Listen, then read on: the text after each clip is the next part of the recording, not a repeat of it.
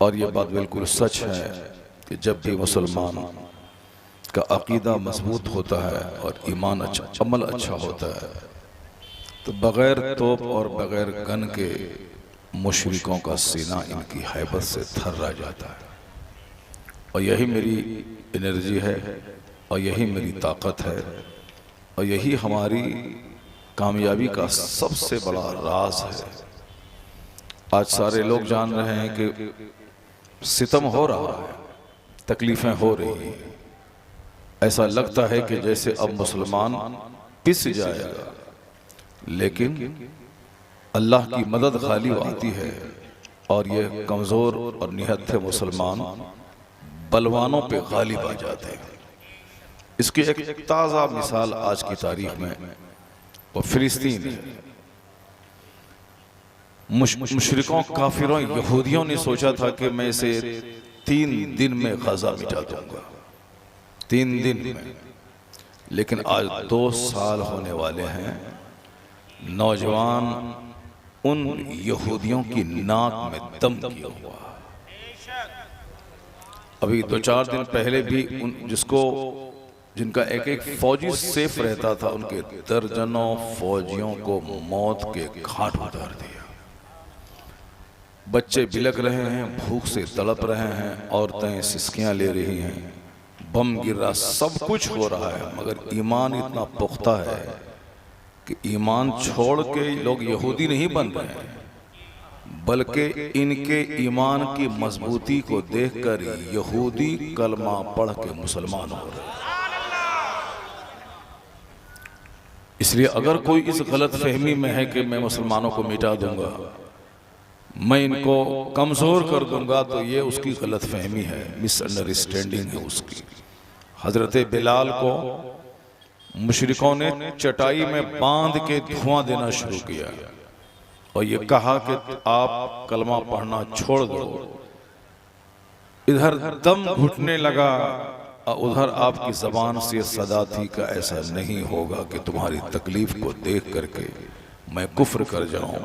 तुम्हारी तकलीफ बढ़ती जाती है, बिलाल का ईमान निखरता चला जा रहा है। तो यही हाल सारे मुसलमानों का होना चाहिए। ये और बात है कि आका अलैहिस्सलाम ने कहा था कि एक ज़माना ऐसा आएगा कि लोग सुबह मुसलमान रहेंगे, शाम काफिर हो जाएगा। सुबह रहेंगे कि अल्लाह एक है, जन्नत हक है, जहन्नम हक है, दुनिया कुछ नहीं है, मगर शाम गलत लोगों की सोहबत में बैठकर वो कहेंगे कि नहीं नहीं, जो कुछ है इसी दुनिया में है, मरने के बाद कुछ नहीं होता है। अगर ऐसा कह दिया तो वो शख्स काफिर हो जाएगा, इस्लाम से उसका रिश्ता खत्म हो जाएगा। और ये वक्त क्यों आएगा कि लोग ईमान छोड़ करके कुफ्र की तरफ माइल हो जाएंगे? सिर्फ माल की चाहत की वजह से, सिर्फ माल की चाहत की वजह से लोग सुबह मुसलमान रहेंगे, शाम काफिर हो जाएंगे, और शाम मुसलमान रहेंगे, सुबह काफिर हो जाएंगे। और इस फितनों फसाद के वक्त में जो अपना ईमान बचा ले, जो अपना अकीदा और दीन बचा ले, उसे अल्लाह 100 शहीदों का अजर अता फरमाएगा।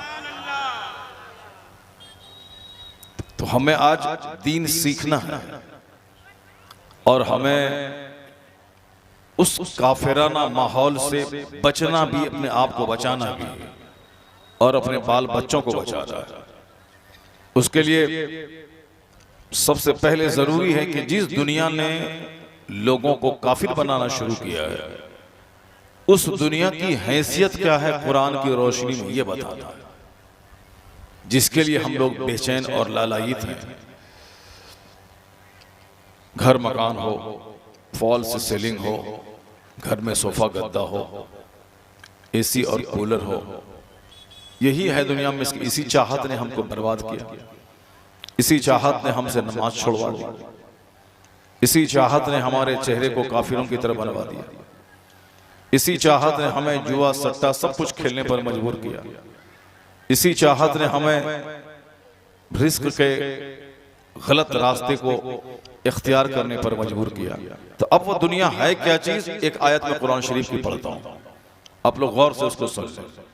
लंबी तकरीर आप नहीं सुने, बस सिर्फ कुरान पाक की एक आयत सुन लें और हुजूर की एक दो हदीस सुन लें, उसके बाद फिर मैं तकरीर करता हूं ताकि पहले पता चल जाए कि जो ईमान इस्लाम कमज़ोर हो जाएगा किसकी वजह से कमज़ोर होगा, और जिस वजह से कमज़ोर होगा कि बंदा सुबह शाम मुसलमान रहे सुबह काफिर हो जाए, तो उसकी हैसियत क्या है जिसकी वजह से बंदा काफिर हो जाता है।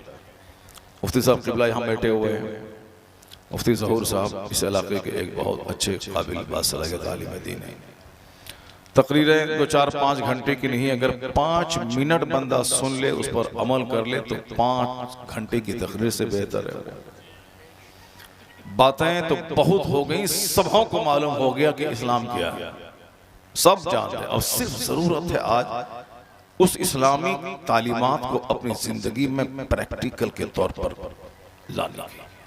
बातें सब, हम तो कभी कभी कम पढ़े लिखे लोगों की ज़बानी ऐसी ऐसी बातें सुनते हैं कि हम लोग दंग रह जाते हैं, जिसको हम बेवकूफ समझते हैं, कुछ नहीं समझते, मगर वो ऐसी ऐसी बातें बोलता है इस्लाम के बारे में कि साहब आप दंग रह जाएंगे।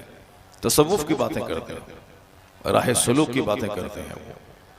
तो इसका मतलब ये निकला कि बातें बहुत हो गई और ये क़यामत की निशानी है, आखिर ज़माने में कलम फैल जाएगा, यानी इस कदर प्रिंट मीडिया का दौर आ जाएगा कि अखबारात, किताबें, रसायल, मैगजीन्स आम हो जाएंगे। जैसे आज प्रेस से किताबों का छपना आसान हो गया। पहले ज़माने में लोग हड्डी पे किताबें लिखते थे, पहले ज़माने में लोग दरख्त के पत्तों की किताब लिखते थे, लेकिन आज वह दौर नहीं रहा। आज ये दौर है प्रिंटिंग प्रेस का ज़माना। हजारों, लाखों, करोड़ों किताबें रोजाना छप रही हैं, किताबें छप रही भी हैं, फ्री में डिस्ट्रीब्यूट भी हो रही है। पहले एक किताब खरीदनी पड़ती थी और आज जबरदस्ती लोग 10 किताब थमाते हैं, किसको आप पढ़िए। अभी 1 महीना पहले मेरे मदरसे में इतनी किताबें किसी ने भेज दिया, कौन भेजा, कहां से भेजा, इतनी किताबें कार्टून में भर के भेज दिया। पहले एक किताब खरीदने के लिए पैसे लगते थे और आप 1 दर्जन किताबें मोटी मोटी भेज दिया। सारी तहरीकें काम कर रही हैं, सारी तंजीमें काम कर रही हैं, तो अब बातें बहुत हो जाएंगी। हदीस में यह भी आया है कि बातें बहुत होंगी, जबान चलने लगेगी। और आजकल सब जबान चला रहे हैं, चाय की दुकान पे, पान की दुकान पे, हर जगह पे सिर्फ जबान ही चल रही है। जो इस्लाम पढ़ा नहीं है वो भी इस्लाम की बातें कर रहा है कि हम तुमसे कम हैं क्या। हम खूब जानते हैं, आपको समझाने की जरूरत नहीं है, हम खूब जानते हैं। यह है बेअदबी। अदब यह है कि अपने बड़ों के सामने बंदा खामोश रहे और सुने, बड़ों के तजर्बात से फायदा उठाए, अपने बड़ों की मालूमात से फायदा उठाए। जो उम्र में बड़े हैं, जो इल्म में बड़े हैं, अक्ल में बड़े हैं, उनके तजर्बात से फायदा उठाया जाए। नहीं, बंदा उसके सामने ही चपड़ चपड़ करना शुरू कर देता है। पीर साहब के सामने मुरीद बकर बकर कर रहे हैं। जो खतीब बेचारा 50-100 किताबें पढ़ के आया है दीन समझाने के लिए, उसके सामने लोग बकर बकर शुरू कर देते हैं। इसी बात की वजह से सारे रिश्ते टूट गए, सारी लड़ाई ईदगाह में आ गई, सारे झगड़े मस्जिद में आ गए। एक शहर में 50 स्कूल चल रहे हैं, कोई तकलीफ किसी को नहीं है, लेकिन अगर एक मदरसा अगर खुल जाता है, पता नहीं मुसलमानों को क्या खुजली हो जाती है। किस डाइन, किस कातिल, किस काफिर की नजर इस कौम को लग गई कि सारे लोग मिलकर उसी मदरसे को उजाड़ने के पीछे लग जाते हैं। अब इसको आप क्या कह सकते हैं? अपने बच्चों को क्रिश्चियनों के स्कूल में पढ़ा रहा है, महंगी फीस 10-10 हजार रुपए महाना, 20-20 हजार रुपए महाना फीस देकर अपने बच्चों को स्कूल में पढ़ा रहे हैं। बच्चे उसको आज से ही क्रिश्चियनों के लिबास में स्कूल जा रहे हैं। कल क्या गुल खिलाएगा ये तो और बात है। आज बचपने में माँ बाप उसके गले में टाई डालकर अंडर सेटिंग करके उसको स्कूल भेज रहे हैं, और उस पर उनको कोई मलाल नहीं है कि मेरा बेटा क्रिश्चियनों के रास्ते पे चल रहा है। नहीं, उस पर उनको फख्र हासिल है कि मेरा बेटा मॉडर्न बन गया। अब वही आदमी मदरसे के बच्चों पे एतराज करता है, जिनका बच्चा गुटखा खाता है, जिनका बच्चा हुल्लड़बाजी करता है, जिनका बच्चा स्कूल में पढ़ता नहीं है, अभी तो पता नहीं चलता है, पता चलेगा बाद में जब इनके सारे पैसे खत्म हो जाएंगे और बच्चा रिजल्ट 0 इसका आएगा, अब बोलेगा कि गैर मुस्लिमों का मुल्क है या नौकरी वोकरी नहीं मिलती है। जो 3 घंटे तक सिनेमा हॉल में सिनेमा देखता रहा, स्कूल 5 घंटे नहीं गया, वही तो औरतों की तरफ दूसरों के सर पे ठेकरा फोड़ेगा। अपनी कमजोरी, अपनी कोताही, अपनी सुस्ती को इल्जाम नहीं देगा, वो सारा इल्जाम हुकूमत वक्त को देगा, ये मुसलमानों को नौकरी नहीं देते। उस हुल्लड़बाज, गुटखाखोर, सनीमाबाज को ये बताइए कि बेहुदे मुसलमानों के हजारों बच्चे जॉब में चले गए और इस पीरियड में चले गए, IAS ऑफिसर बन गए, IPS बन गए। मुसलमानों के बच्चे, अभी एक जबरदस्त लड़का है जो IPS ऑफिसर बना, जिसकी बातें सुनने के बाद आप दंग रह जाए। इस बार 40 बच्चे मुसलमानों के कलेक्टर बने, और आपका बच्चा कटिहार में सिनेमा देखेगा तो कैसे कलेक्टर बनेगा? वो 3-3 घंटे तक सिनेमा हॉल में रहेगा तो कैसे वो कलेक्टर बनेगा? वो दूसरों की बहू बेटी को सूंघता रहेगा, कहां से खुशबू आ रही है, किस घर से औरतें निकल रही हैं, जरा गौर से उसकी देख करके आंख को सेका जाए। जो किताब नहीं देखेगा, दूसरों की बहू बेटी का चेहरा देखेगा, वो तो बोलेगा ही कि हिंदुओं के मुल्क में नौकरी मुसलमान को नहीं मिलती। ये वो अपनी कमजोरी, अपना खाना सोना, और उसको मुर्द इल्जाम नहीं ठहराएगा। वो अपनी कमजोरी पे पर्दा डालने के लिए बाप को बेवकूफ बनाएगा कि ये गैर मुस्लिमों का मुल्क है, यहाँ नौकरी नहीं मिलती। बाप भी खूब समझ रहा है कि मेरा बेटा क्या कर रहा है, पढ़ना चाहिए क्या, तो वह पढ़ क्या रहा है। खूब मेहनत और मशक्कत करने की जरूरत है, स्ट्रगल और जद्दोजहद करने की जरूरत है। जिंदगी का एक एक मिनट कीमती है, एक एक मिनट की कद्र करने की जरूरत है, बातें नहीं, खामोश रहने की जरूरत है। हुजूर की हदीस आम में आया है कि मन समता नजा, जो खामोश रहा वो नजात पा गया। बोलने वाला फंस गया, खामोश रहने वाला नजात पा गया। अल्लाह ने एक जबान दी है ताकि बातें कम की जाए, अल्लाह ने 2 कान दिए हैं ताकि बात से डबल सुना जाए। इस पर गौर करना। 2 कान दिए हैं ताकि डबल सुना जाए, सिंगल जबान है, सिंगल बोला जाए, डबल सुना जाए, और गुफ्तगू सुनी जाए, बातें सुनी जाए। और माँ बहन बेटियां भी हमारी गौर से सुने, ताकि तुम्हारे पेट से कोई कुत्ता पैदा नहीं हो, तुम्हारे पेट से कुतुब पैदा हो, तुम्हारे पेट से तुम्हारी आंखों को ठंडक पहुंचाने वाला पैदा हो, तुम्हारे कोख से समाज का नास्तिक नहीं पैदा हो, बल्कि समाज को अपने से फायदा पहुंचाने वाला एक अच्छा सभ्य सिविलाइज्ड इंसान पैदा हो। और ऐसा नहीं होगा कि तुम मारे मारे बाजार फिरती रहो, अपना चेहरा गैर मर्दों को दिखाती रहो और तेरे पेट से वली पैदा हो जाए। ऐसा नहीं होता है। लगा दें आम का पेड़, वहां से कटहल निकल जाए, बो दें गेहूं का दाना, वहां से बासमती धान निकल जाए, ये कोई कभी दुनिया में नहीं देखा होगा। ऐसा नहीं होता है। लगा दें खीरा का पेड़, वहां से कद्दू निकल जाए, कभी किसी ने नहीं देखा होगा। तो दुनिया का ये सारा सिस्टम बता रहा है कि कद्दू के पेड़ से कद्दू, लीची के पेड़ से लीची, आम के पेड़ से आम, कटहल के पेड़ से कटहल, धान के पौधे से धान, गेहूं के पौधे से गेहूं। उसी तरीके से एक सुरक्षित मां, जिसका बदन सेफ हो, जिसका चेहरा सेफ हो, जो 2-4 मर्दों की गोद में झूली नहीं, मोबाइल हाथ में लेके चकर चकर करके गैर मर्दों से 2-4-5 घंटे तक रात में जाग के बातें नहीं की, और ज्यादा बदन में आग लगे इश्क की तो 4 बच्चे को छोड़ के दूसरों के साथ भाग जाए, और ज्यादा इश्क की आग लगे तो अपने शौहर को ज़बह करके दूसरे यार के साथ फरार हो जाए। ये सारे काम वो कर रही हैं जो स्मार्ट मोबाइल चलाती है। ये सारे काम वो करती हैं जिसको अपनी औलाद से मोहब्बत नहीं, अपनी सोसाइटी से मोहब्बत नहीं। जब ये बात फैक्ट है कि आम के पेड़ से लीची नहीं निकलती है, तो एक गलत माँ के पेट से एक अच्छा इंसान कैसे पैदा हो जाएगा? एक लुच्चा लफंगा होंडा बाप के नुत्फे से एक वली कैसे पैदा हो जाएगा? क्योंकि बाप के नुत्फे से ही बच्चा पैदा होता है। बाप बीज डालता है, माँ जमीन होती है, और जब जमीन सड़ी हुई हो फसल नाकारा पैदा हो, अब बीज सड़ा हुआ हो फसल नाकारा पैदा हो। इसलिए आज हर माँ बाप को माल की चाहत छोड़ देनी होगी, अच्छी औलाद दुनिया को देने की तमन्ना करनी होगी।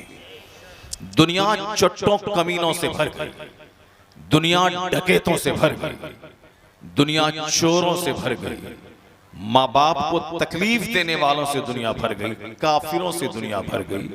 अब जरूरत है कि यह दुनिया मुस्तफा के गुलामों से भर दिया जाए। यह दुनिया शरीफों से, नेकों से, मुत्तकियों से भर देना चाहिए, ताकि मरने वाला मर जाए तो लोग ना बोले कि खबीस बाप खबीस बेटा छोड़ गया, बल्कि बेटा इतना जबरदस्त हो जिसको देखने के बाद कहा जाए एक जबरदस्त बाप है जो जबरदस्त औलाद छोड़ के चला गया। आज उसी माँ बाप की कहानी सारी दुनिया सीख रही है, सारी दुनिया जान रही है। कैसा था जबरदस्त बाप 5000 साल पहले जिसने अपने बेटे की गर्दन पे छुरी चला दी, और कैसा जबरदस्त बेटा था वो जिसने अपने बाप से कहा था कि अब्बू जान आप बेफिक्र रहिए, मैं गर्दन फेर कर नहीं भागूंगा, मैं हाथ और पांव नहीं नचाऊंगा, मैं आपको मायूस नहीं करूंगा। आप जो अपने खुदा की खुशनुदी की खातिर खुदा की मर्जी के मुताबिक जो काम करने का आपको हुक्म हुआ है वो काम कर जाइए। आप मुझको बागी नहीं, मुझको नाफरमान नहीं, तजेदुनी इंशाअल्लाह मिनस साबिरीन, अनकरीब आप मुझे सब्र करने वाला पाएंगे। आज बकरीद का त्यौहार सारे मुसलमानों के लिए एक रोल मॉडल है, क्योंकि आज हर बाप को शिकायत है औलाद से, और हर औलाद को शिकायत है अपने माँ बाप से, क्योंकि हर आदमी किसी न किसी का बच्चा है, बेटा है, वो अचानक टपक नहीं गया, वो माँ के पेट से ही पैदा हुआ। ये सिस्टम अल्लाह ने बना दिया है, दुनिया में साइंस ने डेवलप किया है, लेकिन इंसान बनाने की फैक्ट्री आज तक कोई बना नहीं सका और न क़यामत तक कोई बना पाएगा।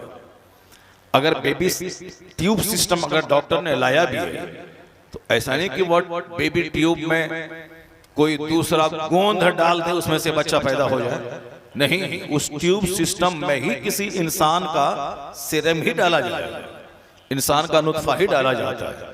ये और बात है कि इसके नुत्फे से बच्चा पैदा नहीं होता, दूसरे का नुत्फा डाला जाए, मगर नुत्फा ही डाला जाए। ऐसा नहीं कि 2-4 मशीन 10 करोड़ की लगा दिया और रोजाना उसमें से इंसान पैदा हो रहा है।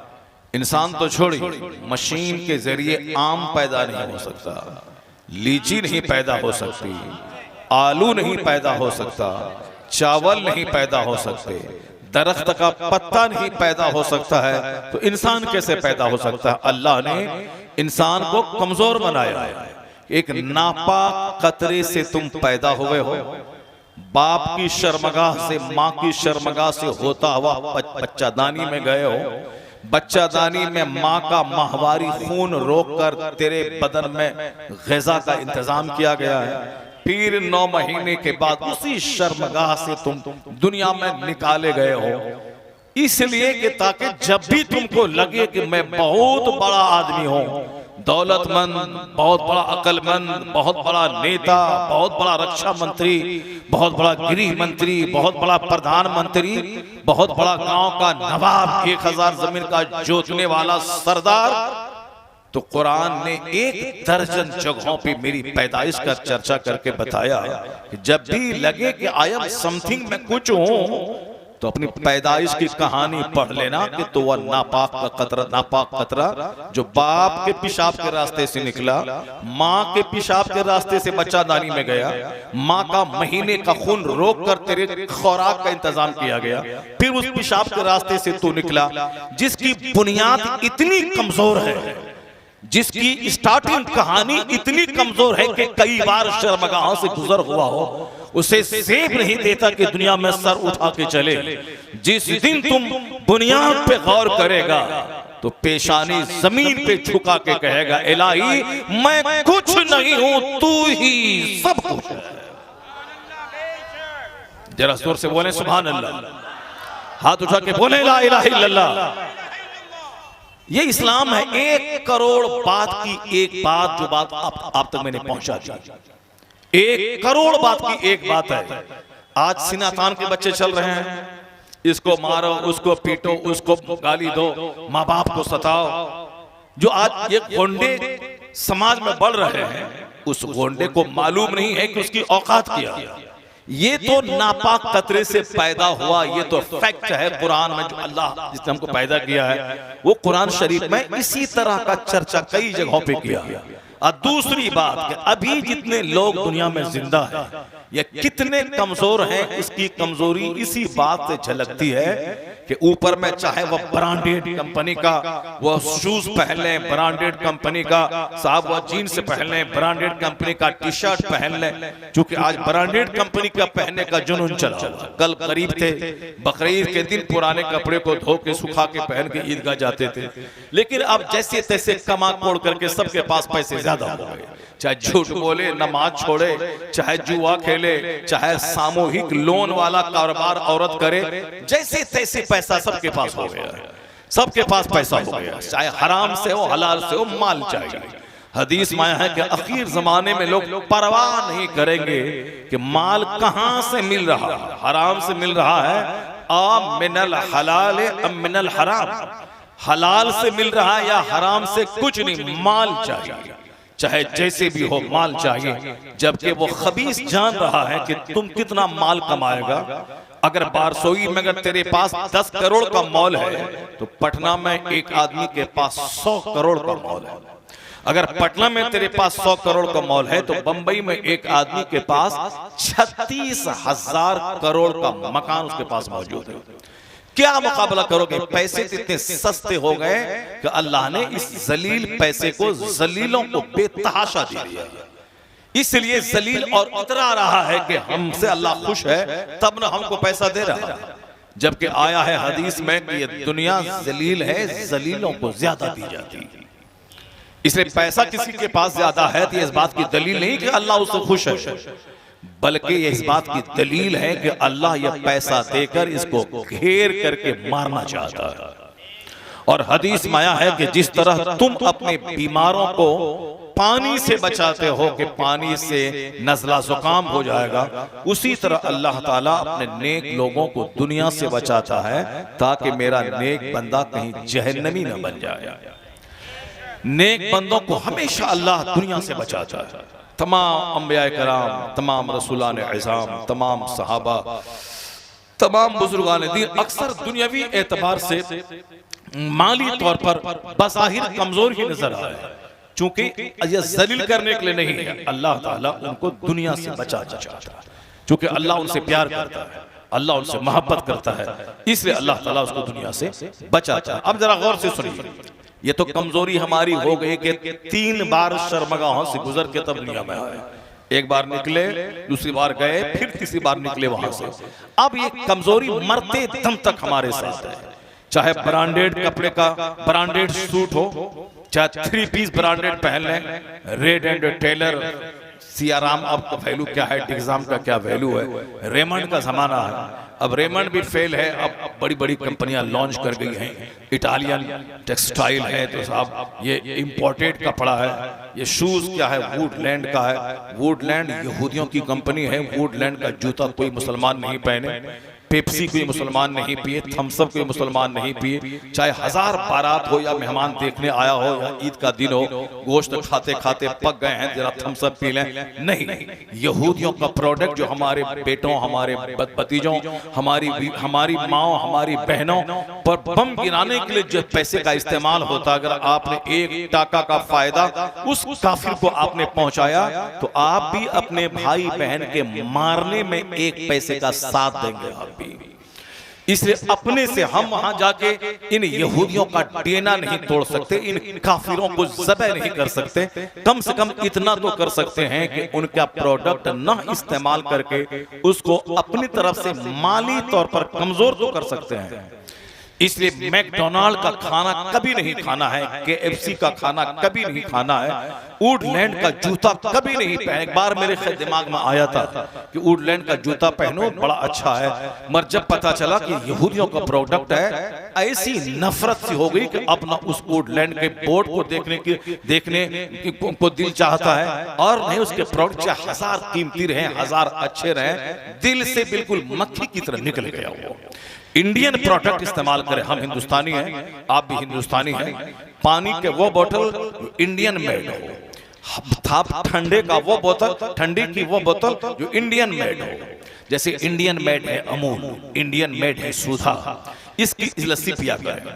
साहब थम्स अप और पेप्सी से ज्यादा बेहतर है। बातें बहुत सारी हो सकती हैं, मैंने इशारे में एक बात आपको कह दिया कि ब्रांडेड कपड़ा लोग पहनना चाहते हैं। ठीक है, मैंने 10,000 का सूट पहन लिया, मैंने 10,000 का जूता पहन लिया, मैंने साहब रेबन का चश्मा मैंने लगा लिया, और मैंने जबरदस्त कैप, इटालियन कैप सर पे लगा लिया, राडो घड़ी मैंने 4 लाख की पहन ली, हाथ में एप्पल कंपनी का ब्रांडेड 5 लाख का मैंने मोबाइल सेट ले लिया, सब कुछ ले लिया, सब कुछ मेरे पास मौजूद है, आपके पास, आपने समझ लें, आपने ले लिया। लेकिन इतना कमजोर अल्लाह ने बनाया है, इन सारे ब्रांडेड चीजों की मौजूदगी में आपके पेट में हर वक्त 2 केजी पखाना रहता है। इतने सारे ब्रांडेड कपड़े और शूज और वॉच की मौजूदगी में 2 केजी पखाना पेट में है। यह इस बात की दलील है कि अल्लाह ने इस बंदे को कमजोर पैदा किया। चाहे आप प्रधानमंत्री रहे, 50 लाख का जूता पहन लें, मगर ये पखाना को कहां ले जाएंगे आप? ये पेशाब की थैली को कहां ले जाएंगे आप? ये पसीने की बदबू को कहां ले जाएंगे आप? ये सुबह सवेरे मुंह से जो लार टपकता है, इसको कहां ले जाएंगे आप? ये हालत नींद में जो आप बिल्कुल मुर्दा बन गए, इसको कहां ले जाएंगे आप? ये नींद मेरी कमजोरी, ये मुंह की बदबू मेरी कमजोरी, ये पसीने की बदबू मेरी कमजोरी, ये पेशाब पखाना मेरी कमजोरी। जो कमजोरियों का पुतला हो, ये आज घमंडी बन गया है। मेरा घर, मेरा जूता, मेरा बाप, मेरा खानदान, मेरा रंग, मेरी जमीन, मेरा मकान, मेरा मॉल, मैं सी दुनिया भर गई। वो जो पेट में 2 केजी पखाना लेके चल रहा है, ये मैं वो करता है जो पेशाब की थैली में 1 लीटर पेशाब लेके चल रहा है। ये मैं वो कर रहा है जो मुर्दा हो जाता है हालत नींद में। एक तो पैदाइश हमारी कमजोर है, और ये सारी कमजोरियां जिंदगी भर मेरे साथ में लगी रही, अल्लाह ने लगा दिया है ताकि ये बंदा हमेशा अपने आप को बंदा समझे, ये कभी खुदा बनना नहीं चाहे, हमेशा कमजोर समझे, ये ताकतवर अपने आप को गुमान मत करे। इसलिए वो बंदा अक्लमंद है जो इन तमाम कमजोरियों के बाद वो अकड़ता नहीं है, बल्कि रोजाना 5 टाइम खुदा के सामने आके कहता है, इलाही मैं ज़ईफ हूं तू कवी है, मैं कमजोर हूं तू ताकतवर है, मैं आबिद हूं तू माबूद है, मैं साजिद हूं तू मसजूद है, मैं फकीर हूं तू गनी है, मैं कुछ नहीं हूं, इन्नका अला कुल्लि शैइन कदीर, तू ही सब कुछ है। नारे तकबीर, नारे रिसालत, इस्लाम, मसलके आला हज़रत, नारे तकबीर, नारे रिसालत। अक्लमंद वो है जो अक्ल से काम लेता है, अक्लमंद वो नहीं है जो सिर्फ चबड़ चबड़ बोलता रहता है। अक्लमंद वो है जो गौर करता है, सोचता है, फिक्र करता है। अल्लाह ने ब्रेन दिया है सोचने के लिए, अल्लाह ने पागलों को ब्रेन नहीं दिया है, ब्रेन पागलों का छीन लिया है, तो पागल हो गए। वो कभी शराब पिएंगे, कभी पेशाब पिएंगे, कभी गाली बकेंगे, कभी किसी को कीचड़ फेंकेंगे। लोग उसको बुरा नहीं मानते हैं क्योंकि इसके पास ब्रेन नहीं है, इसके पास अक्ल नहीं है। लेकिन जिसके पास अक्ल है वो अगर पागलों जैसा काम करे तो लोग इसको टॉलरेट नहीं करेंगे, बर्दाश्त नहीं करेंगे। अक्लमंद वो है जो ब्रेन का इस्तेमाल करके गौर व फिक्र करे, सोचे। मैंने जो बातें आपके सामने अभी रखी हैं, इसको तन्हाई में जितना ज्यादा गौर करेंगे उतना ही ज्यादा आपकी आंखों से आंसू के कतरे निकलेंगे। सजदा करने का शौक पैदा होगा, उतना ही ज्यादा आप एक अच्छे सब मुहज्जब इंसान बनेंगे। और क़यामत की निशानी है कि आखिर ज़माने में अक्सर लोगों की अक्लें छीन ली जाएंगी। एक ज़माना ऐसा आएगा कि अक्सर लोगों की अक्लें तुनज़ौ उक़ूलो अक्सर ज़ालिका ज़माना, उस ज़माने के अक्सर लोगों का ब्रेन छीन लिया जाएगा। ये बताए कि 80 साल की बुढ़िया जो शादी में नाच रही है उसके पास अक्ल है? अब काफिरों का देखा देखी, फिल्म के एक्टर का देखा देखी, वो 80 साल की बुढ़िया नाच रही कि मेरे दादा की, मेरे नवासे की शादी, मेरे पोते की शादी, 50 साल की मां नाच रही कि मेरे बेटे की शादी। ए लड़का, ए देखिए इन लोगों को देखिए, या लोग हमारी इस हदीस पाक जो मैंने पढ़ लिया इसको सच साबित कर दे। हाँ, हुजूर ने जो कुछ कहा है सच कहा है, हुजूर ने जो कुछ कहा है वह सच कहा है कि अक्लें छीन ली जाए। ये जिंदगी संवारने की बातें हो रही हैं। मैं कोई कॉमेडी नहीं बोल रहा हूं, मैं कोई कहानी नहीं कह रहा हूं, मैं कोई सर पैर बगैर सर पैर के किसी फेसबुक की कहानी नहीं बोल रहा हूं, मैं कुरान बोल रहा हूं। मैं हदीस पाक का मफ़हूम बयान कर रहा हूं। और जो कुछ मैं बयान कर दिया इसके बाद अगर तकरीर भी मैं अभी बंद भी कर दूं तो भी 1 करोड़ नसीहतों पे भारी है मेरी बात। चूंकि आज हर समाज का एक बड़ा प्रॉब्लम है घमंड, एक बड़ा प्रॉब्लम है गुरूर। सारे अक्सर लोग गुरूर का पुतला बने हुए हैं। कोई किसी से बात नहीं कर रहा, कोई किसी के पास नहीं जा रहा, कोई किसी को बर्दाश्त नहीं कर रहा। हर तरफ लगी है आग, गुस्से की आग, घमंड की आग, नफरत की आग, कीना की आग, कुदूरत की आग, बेपर्दगी की आग। हर तरफ आग ही आग है। सब अपनी जबान से आग उगल रहा है। कल तक जिसका बाप गाय चराता था, कल तक जिसका बाप दूसरों की गोड़ी में दूसरों का बैल चराता था, आज मेहनत मजदूरी करके 2 पैसा कमा लिया है, अब जबान से आग उगल रहा है। कौन है जो हमको आंख दिखलाए मैं भी कुछ हूं? अगर उनको कहा जाए कि तेरी मां पोछा लगाती थी हमारे घर में, बस सर लटक जाए। तेरा बाप मेरी गाय चरा रहा था, बस सर शर्म से झुक जाएगा। ये इंसान की औकात याद दिलाने के लिए दुनिया में ये कहा जाता है कि बहुत बड़े बनते हो।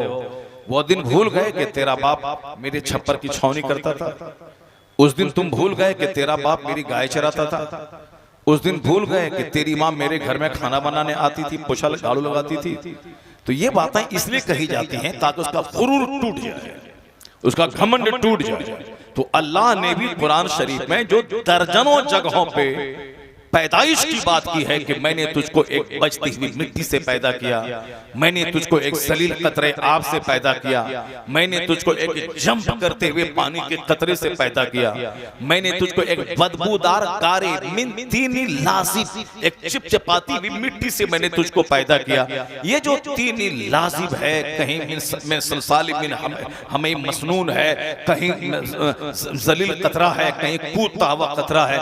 ये सारी बातें मेरी गुरूर को तोड़ने के लिए अल्लाह ने कहा। अल्लाह ने फरमाया वह ज़रब लना मसलन व नसिया खल्का, वो एक मिसाल लेके आया है कि ये सड़ी हुई हड्डी में जान कैसे पड़ेगी। क्या अपनी पैदाइश को भूल गया वो कि पैदाइश यानी एक पानी के कतरे से पैदा हुआ, वो काम आसान है अल्लाह के लिए। तो दोबारा उस सड़ी हुई हड्डी में जान डालकर उससे हिसाब लेना, ये तो उस मौके से ज्यादा आसान है। क्योंकि बेसिकली पानी से पैदा करना ये थोड़ा मुश्किल है, लेकिन हड्डी में दोबारा जान डाल देना ये तो आसान है। जब पहला काम अल्लाह के लिए मुश्किल नहीं है तो दूसरा काम अल्लाह के लिए मुश्किल कैसे हो सकता है? इसलिए अल्लाह ने पहला काम जो मुश्किल था वो उसके लिए आसान है, कुन फयकून। और दूसरा काम कि हमारी सड़ी हुई लाश में कहीं न कहीं कोई जौहर रहता है जिसमें दोबारा रूह डाल देना है। बंदा खड़ा होगा और बंदा हिसाब देना होगा कि तुमने जिंदगी अपनी कैसे गुजारी, सुबह कैसे गुजारी, तुमने शाम कैसे गुजारी, तुमने रात कैसे गुजारी, तुमने दिन कैसे गुजारा, तुमने जवानी किस काम में लगाई। ये सारा कसूर 100% हमारा इसलिए है कि हमने अपने बच्चों को कभी दीन नहीं सिखाया, हमने अपने बच्चों को कभी आलिमों का एहतराम नहीं बताया, हमने हमेशा बच्चों के सामने आलिमों की ग़ीबत की, हमने हमेशा अपने बच्चों को कहा कि आलिमों से बच के रहना, ये तुम्हें जवानी में टोपी पहना देगा, ये जवानी में तुझे पंजाबी कुर्ता पहना देगा, ये जवानी में तुझे 5 वक्त मस्जिद में जाने वाला बना देगा। अभी तुझको इंजीनियर बनना है, डॉक्टर बनना है, बड़ा बिजनेसमैन बनना है, अभी इतनी जल्दी दाढ़ी रखोगे तो कामयाब नहीं हो पाओगे। ये 100% सारा कसूर माँ बाप का है, जिसने पहले अपने बच्चों को मॉडर्न देखना चाहा। अब बाद में जब उसका बच्चा मॉडर्न हो गया, अप टू डेट, माँ बाप बूढ़े हुए, इसको ओल्ड एज होम में डाल दिया, बूढ़ा घर में। अब वहां तरसते रहो बच्चों का मुंह देखने के लिए। पहले तो इसने अपने बच्चों को मॉडर्न बनना देखना चाहा, मेरा बच्चा मॉडर्न हो जाए, इसलिए मॉडर्न लोगों की कहानी सुनाई, हदीस कुरान की बात नहीं सुनाई, आखिरत और जन्नत की बात नहीं सुनाई। ये दुनिया का 100 साल 1 मिनट के बराबर है, ये मैंने बच्चों को नहीं बताया। हमने पहले अंग्रेजों, यहूदों, नसारा, मुशरिकों, काफिरों, मालदारों की बातें हमने सुनाई ताकि मेरा बेटा मालदार हो जाए, मेरा बेटा डीएम और एसपी हो जाए। हमने ये कहानी सुनाई। एक अच्छा इंसान बनने के लिए बड़े इंसान और अच्छे लोगों की कहानी नहीं सुनाई, उसकी तरबियत नहीं की। हुजूर ने क्या फरमाया? नेक दाया से बच्चों को दूध पिलाओ। हमने कभी इस बात को नहीं सोचा कि बच्चों का दूध पिलाने वाली माँ कैसी होनी चाहिए। सिर्फ ख्वाहिशात की गुलामी की कि जिस औरत का चेहरा गोरा हो, चेहरे पे गोश्त भरा हुआ हो, जो देखने में भी कोई चिकनी चपड़ी हो, वो मेरी बीवी बने, चाहे बैकग्राउंड उसका खराब हो, चाहे चोर दरवाजे से 3 हमल सदर हॉस्पिटल में गिर गया हो, सब चलेगा। कोचिंग सेंटर में, स्कूल में, समाज में, शादी ब्याह के मौके पर, उर्स के मौके पर, पिकनिक पार्टी मनाने के लिए जहां लड़कियों को लेके भाग जाएं, 2-4 घंटे उसके साथ बिस्तर गर्म करें, हाँ मिला हो तो दवाई खिला दें, और दवाई खिलाने की नौबत ही ना आए बल्कि निरोध का इस्तेमाल करें ताकि हमल ही ना ठहरे कि बेइज्जती समाज में हो, दवाइयां खिलवा दें। पहले तो आदमी इस तरह की बातें करते, इस तरह की बातें करते, और उसके बाद जब खेल खराब हो जाता है, पहले क्या, किसी निगाह को सुकून मिले, दिल को सुकून मिले, ऐसी खूबसूरत औरत चाहिए। लेकिन जब प्यास बुझ जाती है, उसके बाद जब बच्चा चाहिए उसको, और जब बच्चा गोंडा लुच्चा लफंगा बन जाता है, अब ये दौड़ के अजमेर जाता है, अब ये दौड़ के मौलाना के पास जाता है, अब ये दौड़ के साहब खान कम ज्यादा तावीज दे दीजिए, मेरा बच्चा मेरी बात नहीं मान रहा है। ऐसा अगर होता है दुनिया में कि आम का पेड़ लगा के उसमें तावीज डाल दो, वहां से सेब निकलने लगे, तो फिर यह भी मुमकिन है कि माँ बाप चाहे अपनी मर्जी के मुताबिक सिलेक्शन करें औरतों का और शौहरों का। शौहर जो जोकर हो, जो दाढ़ी मोछ दोनों क्लीन शेव रहे, नमाज रोजे से कोई मतलब ना हो, उसको मोटरसाइकिल पे घुमाए, 2-4 मर्दों का मुंह दिखलाए, फिर शौहर को धक्का मार के गिरा दें, और शौहर का जो दूसरा उससे ज्यादा खूबसूरत दोस्त है उसके साथ भाग जाए। ये सब पहले निगाहों को सेका जाता है, पहले माहौल खराब किया जाता है। उसके बाद जब औलाद हो गई बदबख्त शकी, औलाद माँ बाप की नाफरमान हो गई, तो अब अजमेर दौड़ के चले गए। अजमेर जाने से आम के पेड़ से सोना नहीं निकलता, बरेली जाने से कटहल के पेड़ से लीची नहीं निकलती, बरेली जाने से एक गेहूं के पौधे से धान नहीं निकलता।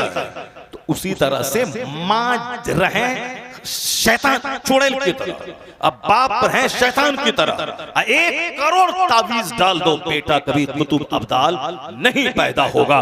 बल्कि हुजूर ने कहा है कि तुम शादी में सिर्फ हुस्न मत देखना, सिर्फ खानदान मत देखना, सिर्फ माल मत देखना, बल्कि दीन, अखलाक, कैरेक्टर, किरदार देखना। तो नबी की बात को ताक पे रखकर समाज, सोसाइटी और दूसरों का मुंह देखकर, फिल्म देखकर सिर्फ खूबसूरती को तरजीह देने वाला ऐसा कभी नहीं होगा कि नेक और सालेह औलाद का मुंह देखे। इसलिए कि कामयाबी वहां है जहां मुस्तफा की बात पे अमल है, वही कामयाबी है। कि मोहम्मद से वफा तूने तो हम तेरे हैं, ये जहां चीज है क्या लोहो कलम तेरे। सुभान अल्लाह। सारी कामयाबियां पैगंबर आज़म अलैहिस्सलाम की गुलामी में बिना है। अपने घर में दीन का माहौल पैदा कीजिए, वरना कव्वाली में 1 लाख लोगों की भीड़ होती है। क्यों? क्योंकि वहां तबला सुनने को मिलता है, वहां हारमोनियम सुनने को मिलता है, वहां बाजा सुनने को मिलता है। वो बाजा सुनने के लिए वहां जाते हैं। तकरीर में यहाँ तो हराम और हलाल की बातें सुनने को मिलती है। यहाँ तो अपनी कमजोरियों की बातें सुनने को मिलती हैं, उसकी इस्लाह के रास्ते दिखाए जाते हैं। ये काम जो करोड़ों में कोई कोई करता है वो काम यहाँ सिखाया जाता है। हदीस माया है कि 1000 में 999 लोग जहन्नम जाएंगे, सिर्फ एक बंदा जन्नत जाएगा। वो 1% भी नहीं है, जो कि 1000 में 999 लोग जहन्नम जाएंगे। इसलिए अगर आज शराब की भट्टी में भीड़ है, सिनेमा हॉल में भीड़ है, आज ईद के दिन साहब नमाज वगैरह सब छोड़ छाड़ के ताड़ी की भट्टी के अड्डे पे भीड़ है, चौक चौराहे पे तमाशा बीनों के पास तमाशा बीनों की भीड़ में एक मदारी का तमाशा देखने की भीड़ है, तो फिर उससे नर्वस होने की जरूरत नहीं है, क्योंकि जिस जन्नत जिसकी है उस जन्नत जन्नत वाले ने जन्नत बनाया, अल्लाह ने जन्नत का मालिक मुस्तफा को बना दिया कि और फिर मुस्तफा ने कहा है कि 1000 में 999 लोग जहन्नम जाएंगे।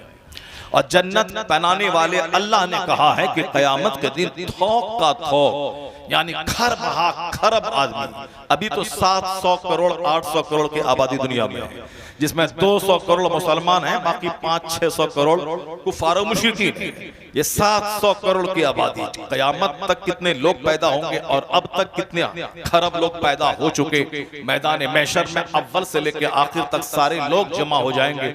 अल्लाह सबको दोबारा जिंदा करके मैदान महशर में लाएगा। जमीन से सारे लोग निकलेंगे, जमीन अपना सारा बोझ निकाल के फेंक देगी। जितने लोग दफन हुए, जला दिए गए, पानी में बहा दिए गए, वो सारे लोग मैदान महशर में होंगे। खरब आदमी सबसे जहन्नम को भर दिया जाएगा। उसके बाद अल्लाह कहेगा जहन्नम से हलिम तलाकी, क्या तेरा पेट भर गया? तो जहन्नम बोलेगा तकूलु हल मिन मजीद, क्या और कोई बच रहा है क्या? यानी खरबों महासंख्यों आदमी को जहन्नम में डाल दिया जाएगा। जहन्नम का पेट इतना अल्लाह ने बड़ा बनाया है, जब सारे जहन्नमी जहन्नम में डाल दिए जाएंगे, खरब महासंख्यों, उसके बाद जहन्नम से अल्लाह कहेगा क्या तेरा पेट भर गया? तो जहन्नम कहेगा, क्या कहेगा? कुरान शरीफ में आया है तकूलु हल मिन मजीद, जहन्नम बोलेगा और कुछ लोग बच रहे हैं क्या? यानी खरब आदमी को डालने के बाद अब तुम कभी मत बोलना कि कव्वाली के मजमे में 5 लाख की भीड़, जलसे में 5 आदमी, ऐसा क्यों हो रहा है? बाहर में चौक चौराहे पे चाय की दुकान पे 1000 आदमी और मस्जिद में 5 बूढ़ा क्यों है? कभी मत बोलना, बल्कि जान लेना कि ये दुनिया एक तमाशा, एक खेल है और आखिर चीज तो आखिरत है, जो इटरनल, टाइमी, परमानेंट। ये दुनिया आरजी, वक्ती, प्रोविजनल, टेम्पोररी और यहाँ का 100 साल, जिसमें बचपन, जवानी, बुढ़ापा तीनों पीरियड है। ये एक कतरा पानी। मुफ्ती साहब बैठे हैं, आका अलैहिस्सलाम की एक हदीस है, हुजूर फरमाते हैं कि तुम में से कोई अपनी उंगली पानी में डाल दे, फिल यम, समंदर में डाल दे, फल यंजुर बिमा तरजा, फिर वो देखे कि कितना पानी लेके उंगली लौटी है। ये कौन? दुनिया का सबसे बड़ा अक्लमंद, दुनिया के सबसे बड़े महान, बात अज खुदा बुजुर्ग तो किस्सा मुख्तसर, जिससे बड़ा दानिशमंद, जिससे बड़ा अक्लमंद, जिससे बड़ा हसीनो जमील, जिससे बड़ा ज़हीन कोई पैदा नहीं हुआ, न पहले न क़यामत तक कोई पैदा होगा, जिसको आला हजरत ने अपनी जबान में कहा लम याते नज़ीर कफ़ी नज़रिन मिसले तू ना शुद पैदा जाना, जगराज को ताज तोरे सर सुहे तुझको शहे दूसरा जाना।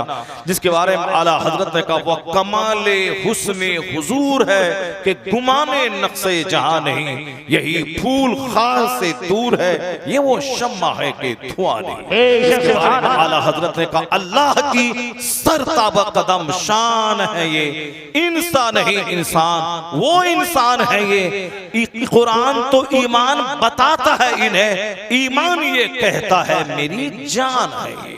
जाने ईमान है मुस्तफ़ा, रूहे ईमान है मुस्तफ़ा, कंज़े ईमान है मुस्तफ़ा, बाअसे तख्लीक़े कायनात है मुस्तफ़ा। कहाँ होता काबा, कहाँ होता मीना, कहाँ होता मुज़दलिफ़ा, कहाँ होता सफ़ा और मरवा, कहाँ होता मताफ, कहाँ होते मिज़ाब रहमत, कहाँ होता रुकन अस्वद, कहाँ होता मदीना, कहाँ होता काबा, कहाँ होता अरफात, कहाँ होता मीना और मुज़दलिफ़ा।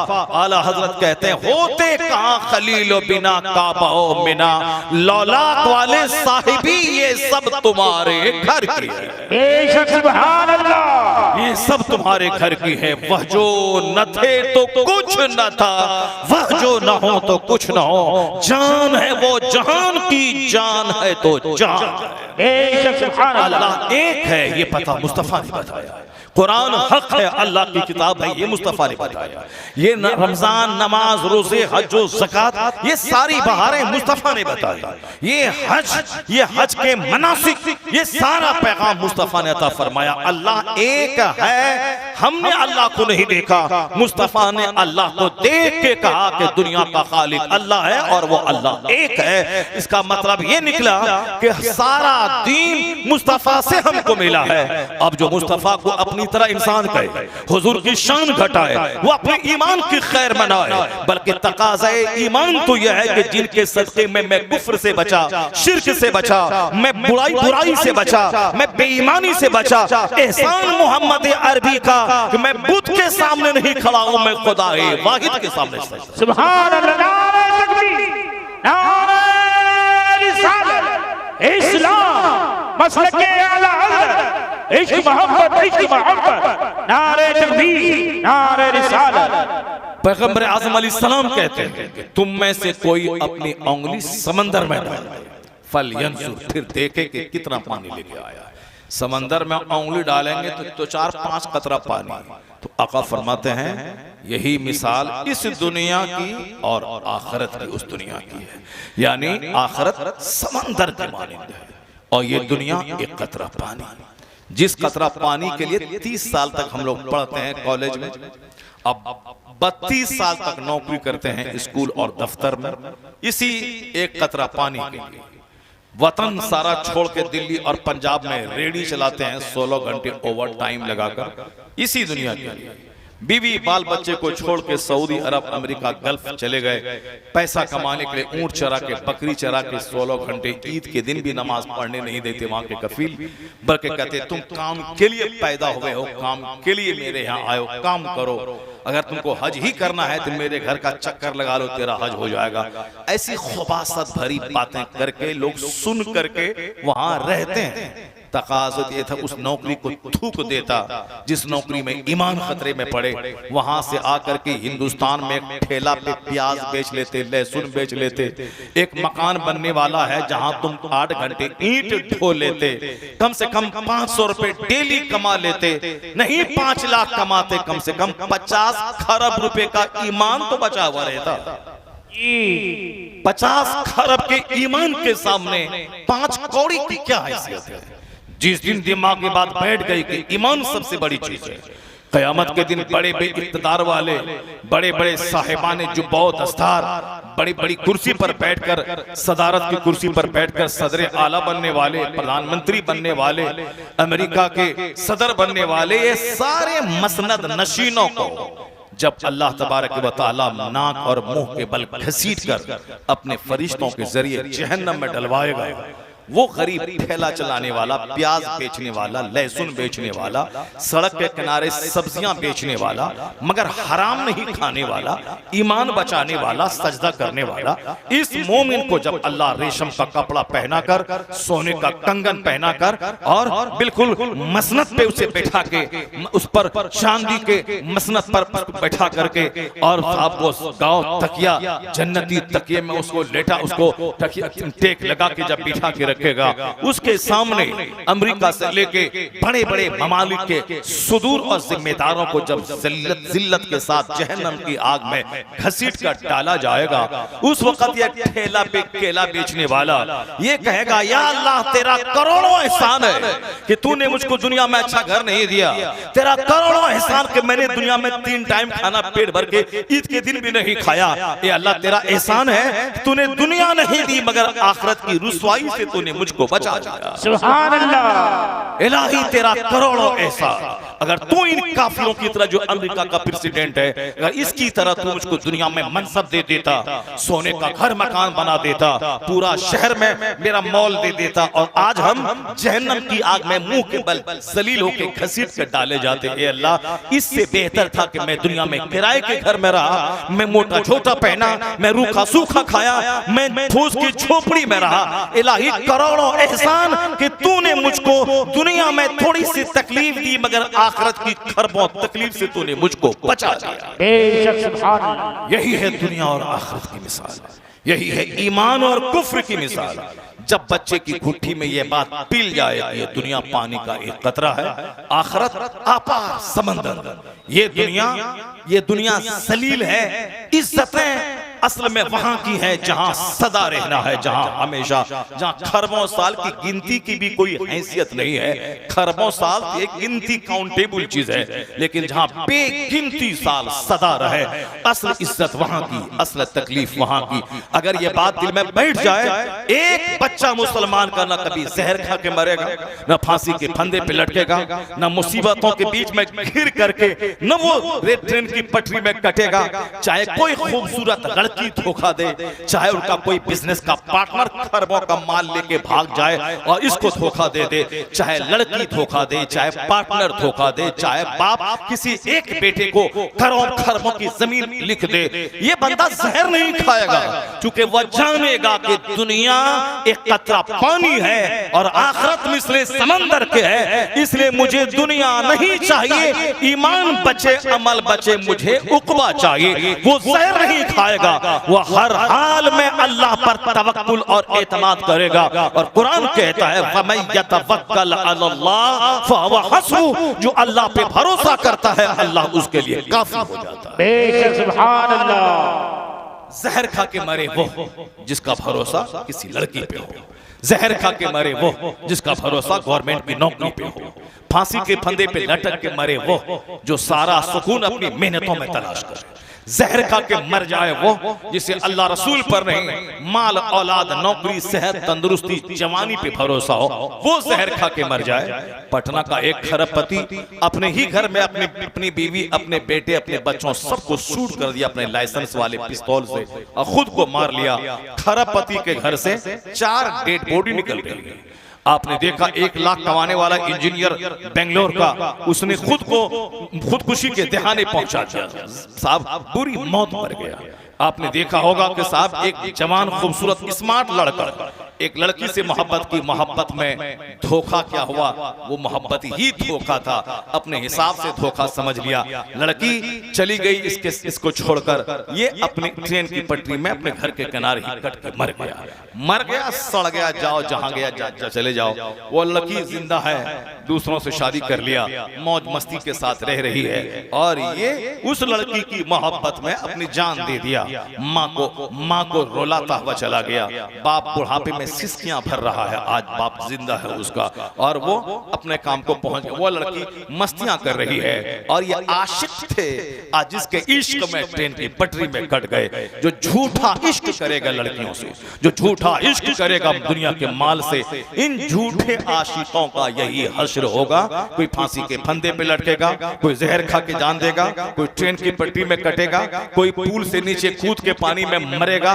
ये मर रहे हैं, और आजकल ज्यादा तादाद इन खुदकुशी करने वालों की बढ़ रही है। लेकिन अल्लाह पर जिसका एतमाद और भरोसा है, वो 5000 रुपए नौकरी इमामत की कर रहा है और 5000 कमाने के बाद बादशाहों से ज्यादा उसके चेहरे पे नूर बरस रहा है, उसके चेहरे में मुश्क और ऊद की खुशबू निकल रही है। वह 5000 में मस्त है, जैसे 5 करोड़ महीना मिल रहा हो। तो मस्तियां दुनियादारी में नहीं है, मस्तियां सारी बहारें तो मुस्तफा की गुलामी में अल्लाह ने रख दिया है। इसलिए जो भी दुनिया के पीछे भागेगा आग में वहां जलेगा, खुदकुशी यहां करना पड़ेगा।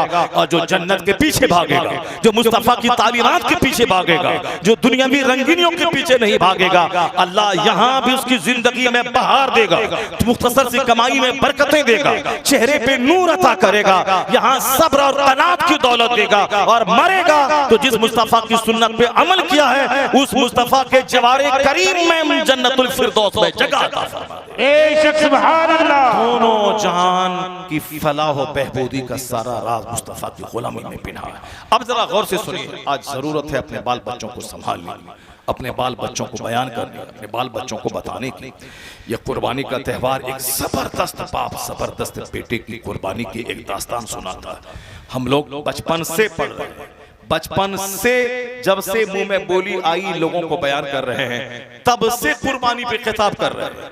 जिंदगी के 55 साल हो गए, 55 साल में 15 साल माइनस कर दें तो 40 साल, 40 साल से गुफ्तगू कर रहा हूं, कुर्बानी की कहानी पढ़ रहा हूं। लेकिन आज भी जब कुर्बानी की दास्तान पढ़ता हूं तो आंखें डबडबा जाती हैं और ऐसा लगता है जैसे जिंदगी में पहली बार ये कहानी पढ़ रहा हूं।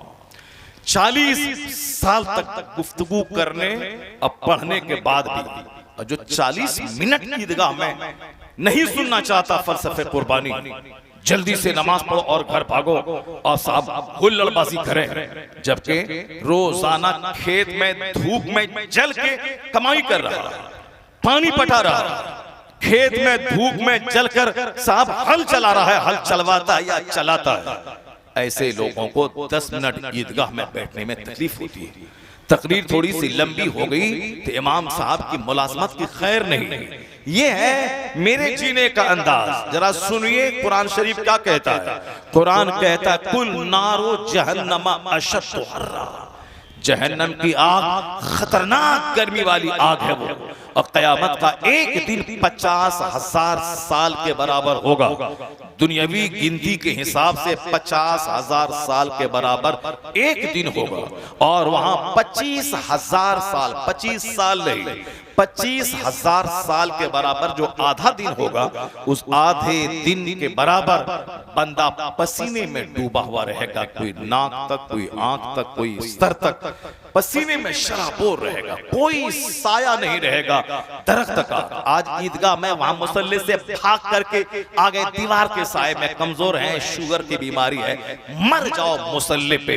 कम से कम शराब की भट्टी में मरने से करोड़ों गुना तो बेहतर है। इधर उधर लेटरिन रूम में मरने से तो बेहतर है कि मुसल्ले पे मर गए।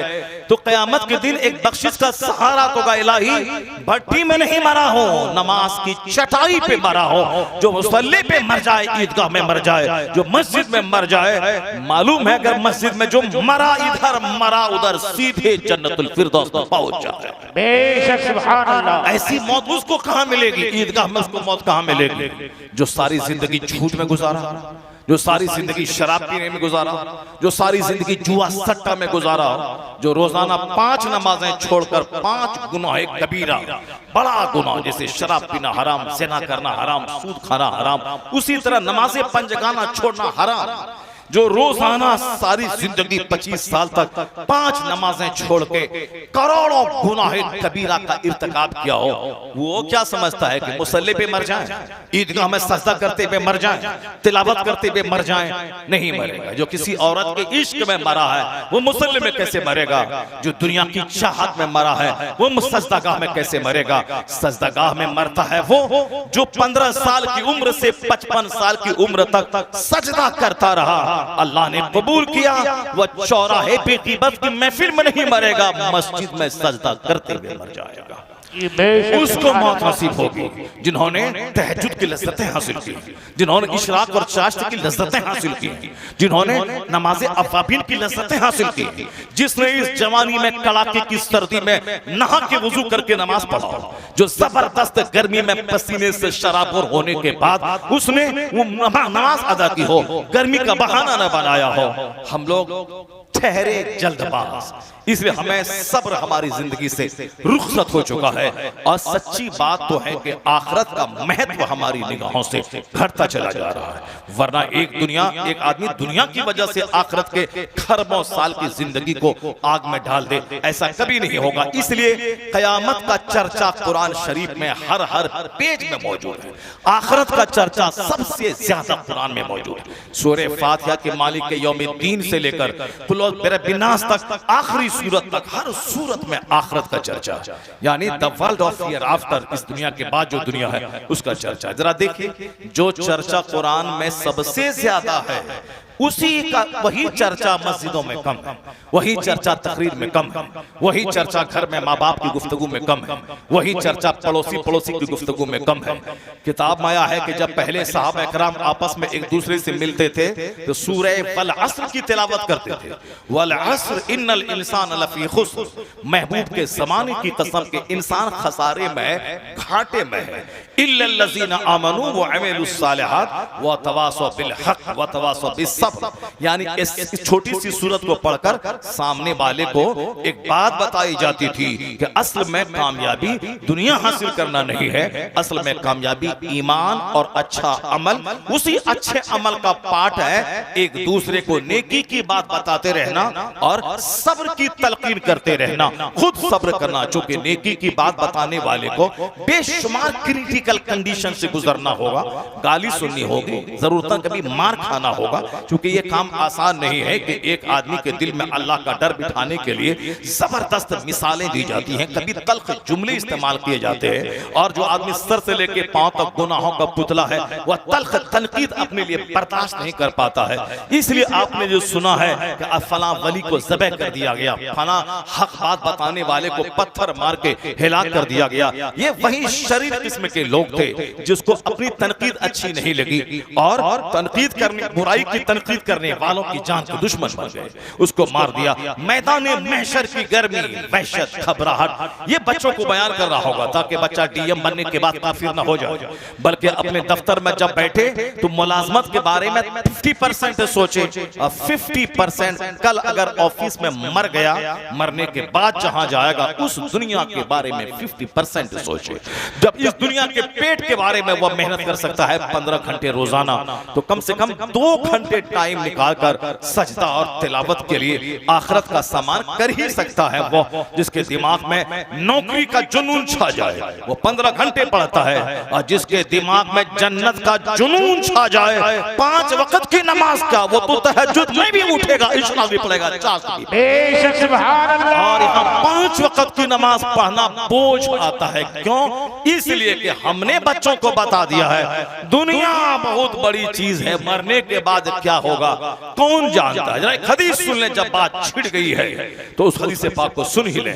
आका अलैहिस्सलाम फरमाते हैं सबअतु युज़िल्लुहुमुल्लाहु फी ज़िल्ली यौम ला ज़िल्ला इल्ला ज़िल्लु। बुखारी शरीफ और मुस्लिम शरीफ दोनों मोतबर किताब, कुरान के बाद जो सबसे ज्यादा मोतबर किताब है वो है बुखारी शरीफ और वो है मुस्लिम शरीफ। यह दोनों किताब, अगरचे साए सित्ता की वो और किताब भी हैं, लेकिन यह दोनों किताब साए सित्ता में सबसे ज्यादा रिलिएबल, सबसे ज्यादा ऑथेंटिक और सबसे ज्यादा मुस्तनद और मोतबर किताब मानी जाती है।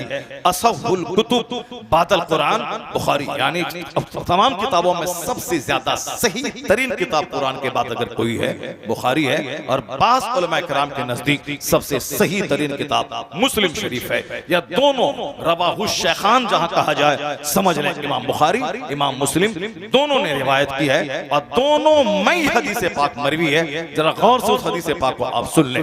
आका क्या फरमाते हैं इस हदीस में भी वही बात है, यानी जो सबसे ज्यादा कुरान में जो बात है, सूरह वाक़िया में, सूरह दुखान में, सूरह रहमान में, सूरह मुल्क में, सूरह मुज़म्मिल में, जिस सूरत को आप उठा लें, 30वां पारा सूरह नबा में, सूरह नाज़िआत में, सूरह तकवीर में, सूरह इन्फितार में, यहां तक के सूरह ज़िलज़ाल, सूरह आदियात, सूरह कारिया, सूरह तकासुर वल अस्र और सूरह वैलुल लिकुल्ल, सब सूरतों में सब में आखिरत की बात है, सब में आखिरत की बात है। हर सूरत में सिर्फ आखिरत की बात है। इस हम लोगों ने लॉजिक में, मंतिक में, फलसफा में, ये इल्म में, फला में, चिला में उबूर हासिल करना चाहा। क्या ये इमामुल मंतिक है, ये इमामुल फलसफा है, ये इमामुल नहव है, ये इमामुल सर्फ है, ये सब है। कोई ये भी तो बता दे ये तक़वा परहेज़गारी के इमाम है, ये उखरवी फिक्र के इमाम है, ये हदीस और तफसीर के जबरदस्त समझने वाले और जबरदस्त उसके आमिल है। ये इमाम शाफी की माँ ने कहा था कि बेटा 9 हदीस जब तुमको याद हो तो 10वीं हदीस याद मत करना उस वक्त तक जब तक कि इस 9 हदीस पर अमल ना हो जाए। 10वीं हदीस याद मत करना। क़यामत की निशानी है कि लोग ज्यादा मालूमात हासिल करेंगे, मोबाइल पे चैटिंग पे रहेंगे, मालूमात हासिल करेंगे, अपने दोस्तों को बयान करेंगे, अरे पाकिस्तान का फला मौलवी ये बोल दिया, फला इंजीनियर ये बोल दिया, फला डॉक्टर ये बोल दिया, ये बोल दिया। ये अपनी धाक जमाने के लिए दोस्तों में उसका नाम ले लेकर उसको सुना, उसको बोल दिया, यानी सिर्फ नॉलेज बढ़ाया, अमल नहीं बढ़ाया। कि उसने बोला कि नमाज छोड़ना हराम और गुनाह एक कबीरा है, तो आज से इसी टाइम से मैंने जोहर की नमाज शुरू कर दी कि जब तक मैं जिंदा रहूंगा फजर, जोहर, असर, मगरिब, इशा, फजर नहीं छोड़ूंगा। जिस दिन मेरी लाश घर से निकल जाएगी उस दिन भी अगर होशो हवास से उस दिन की नमाज में नहीं छोड़ूंगा। ये तहैया कर ले। नहीं, यहाँ अमल कोई बढ़ाना नहीं चाहता, यहाँ बकवास बढ़ाना चाहता है। क़यामत की निशानी है कि लोग नॉलेज बढ़ाएंगे, इल्म बढ़ाएंगे, ताकि हम लोगों पे ठोस जमाएं, हमारी बरतरी तफव्वुज़ जाहिर हो जाए कि मैं ये तमाम 50 मौलवी में सबसे बड़ा मौलवी मैं हूँ। यानी बरतरी के लिए वो किताब पढ़ेगा, तफव्वुज़ के लिए वो किताब की स्टडी करेगा, जबकि वो इल्म फितना है जो दूसरों पे बरतरी जताने के लिए हासिल किया जाए। वो इल्म बख्शिश का जरिया है जो इल्म अमल करने के इरादे से हासिल किया जाए। ये क़यामत की निशानी है। फिर मोबाइल में एक फितना है साहब। जब बातें की गई हैं गौर से मजमे में सुना जाए, उस पर जिंदगी में अमल किया जाए। नहीं, इस जलसे में भी आए तो मोबाइल लेके बैठ गए, मोबाइल से तकरीर डाउनलोड कर रहे हैं ताकि दूसरा आदमी जान ले कि साहब मैं मोबाइल वाला हूं, मेरे पास फला मोबाइल है और मैं तकरीर डाउनलोड कर रहा हूं। जबकि 1000 तकरीर उसके मोबाइल में, और उसके बावजूद फिर मोबाइल लेके आ गया और फिर उस मोबाइल पर तकरीर पे अमल नहीं करेगा। सिर्फ दोस्तों में धाक जमाने के लिए हमारे पास फला कितनी तकरीरें हैं, हमारे पास फला कितनी तकरीरें हैं। एक तकरीर सुनो। मेरा एक मुरीद है दुबई में रहता है, कहा हजरत आपकी तकरीरें तो बहुत हैं, हजारों की तादाद में है यूट्यूब पर, लेकिन मैंने एक तकरीर उन हजारों में से अपने लिए चुन लिया है। उस जब भी मुझको लगता है कि माल चाहिए, घर मकान चाहिए, दुकान चाहिए, अच्छा लग्जरियस लाइफ, आरामदी जिंदगी चाहिए, वो तकरीर आपकी 10 मिनट सुन लेता हूं। जो दुनियावी चाहत पैदा होनी शुरू होती है उस तकरीर के सुनने के बाद वो चाहत घट जाती है, वो चाहत घट जाती है। इसलिए वो तकरीर मास्टरपीस है जो मैंने अपने लिए अलग कर लिया।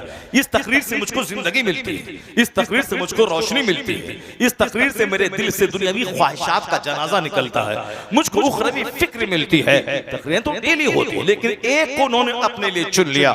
अब रोजाना उसको सुनता है और जब जब महसूस होता है कि दिल मरने लगा, काफिरों की तरह सोच पैदा होने लगी कि माल मता चाहिए, सुन लेता है, बंदा मुतमईन हो जाता है। तो अमल की खातिर एक जुमला काफी है। सरकार गौसे आजम रज़ी अल्लाह अन्हु के सिलसिले के बुजुर्ग कहते हैं 50 किताबों के पढ़ने से तुम बच जाओगे अगर मेरी 2 बात तुमने गिरा बांध के रख लिया।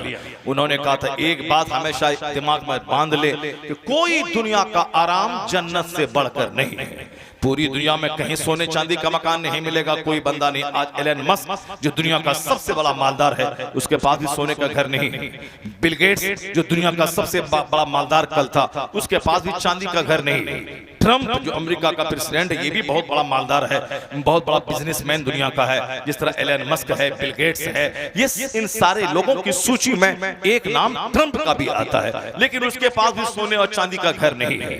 मगर जन्नत में अल्लाह तबारक व तआला नमाजी परहेजगार नेक लोगों के लिए वो घर बनाया है जहां तक निगाह जाएगी एक जन्नती का अपना घर होगा, और वह घर सोने चांदी की ईंट का बना होगा, और वह ईंट मुश्क और कस्तूरी के गारे पे छोड़ा गया होगा। जहां तक निगाह जाएगी वहां जन्नती का अपना घर होगा। ये बताएं कि जिसके दिमाग में जन्नत का जुनून चढ़ जाए वो क्या दुनिया के लिए लालायित और बेचैन होगा। इसलिए वो कादरी शेख कहते हैं बात को दिमाग में बांध ले कि जन्नत से बढ़ बढ़कर आराम कहीं नहीं है। अगर ये बात दिमाग में बैठ गई तो दुनिया का कोई महल तेरा ईमान लूट नहीं पाएगा, दुनिया की किसी लड़की का हुस्न तेरे ईमान को लूट नहीं पाएगा, दुनिया में किसी लग्जरियस लाइफ की तमन्ना तेरे ईमान और तेरे तकवा परहेजगारी को लूट नहीं पाएगी। इसलिए इस बात को बिठा ले। और शेख कहते हैं दूसरी बात दिमाग में बांध ले, दुनिया में चाहे हजार गम, हजार मुसीबत, खाने पीने की तंगियां हो, बीमारियां हो, ये जान ले कि जहन्नम की तकलीफ से बढ़कर कोई तकलीफ नहीं है। 100 साल तक किसी के बदन में अगर कैंसर रहा, सड़ गया और दर्द से चीखता रहा, जब जहन्नम में 1 मिनट उसको अजाब दिया जाएगा, 100 साल का सारा दर्द भूल जाएगा। वो कहेगा कि दुनिया में तकलीफ मुझको हुई कहां, यानी वो तकलीफ जहन्नम की आग। 1000 साल तक जहन्नम की आग को सुलगाया गया, आग का रंग सुर्ख लाल हो गया। फिर 1000 साल तक उसको धुनकाया, सुलगाया गया, उस आग का रंग सफेद हो गया। फिर 1000 साल तक उस जहन्नम की आग को सुलगाया गया तो उसका रंग स्याह यानी काला हो गया। अभी जो जहन्नम की आग है यही काले रंग की आग है, काले रंग की, जिसको 3 साल नहीं, 3 घंटा नहीं, 3000 साल तक जिसको धुनकाया गया है, सुलगाया गया है, उस आग में डाला जाएगा उसको जो दुनिया में रोजाना झूठ बोलता रहा, डाला जाएगा उसको जो रोजाना ठठाई से 5 नमाजें छोड़ता रहा, उस आग में डाला जाएगा उसको जो दुनिया में गीबत की महफिल सजाता रहा, उसमें डाला जाएगा उसको जो औरतें बेपर्दगी के साथ गैर मर्दों के सामने अपने जिस्म की नुमाइश करती रही, उसमें डाला जाएगा उसको जो मर्द ठठाई के साथ मस्जिद और मदरसा और खानकाहों की बेहुरमती करता रहा, उसके हुर्मत को पामाल करता रहा। इन सारे मुजरिमों के लिए वो खतरनाक आग है। और सबसे बड़ी आग उसको मिलेगी जो दुनिया में नमाज पंजगाना छोड़ता हो, क्योंकि नमाज सबसे बड़ा फर्ज है तो नमाज छोड़ना सबसे बड़ा गुनाह है। उसको जब बड़ा गुनाह है उसको वो दर्दनाक अजाब दिया जाएगा। बहार शरीयत के पहले हिस्से में जन्नत का बयान महीने में 1 दिन जरूर पढ़ा कीजिए, दोज़ख का बयान उसमें है, उसको महीने में 2 दिन जरूर पढ़ा कीजिए। और 1 दिन पढ़ लेंगे तो 1 हफ्ता तक वो दिमाग में असर रहेगा। गुनाह करने में झिझक पैदा होगी, गुनाह करने में अब शर्म महसूस होगी, और जन्नती काम करने में फरहत और खुशी महसूस होगी। इसलिए तो कहा जाता है कि 3 दिन लगातार अगर कोई मौलाना किताब का मुताला छोड़ दे उसका दिल मरने लगता है।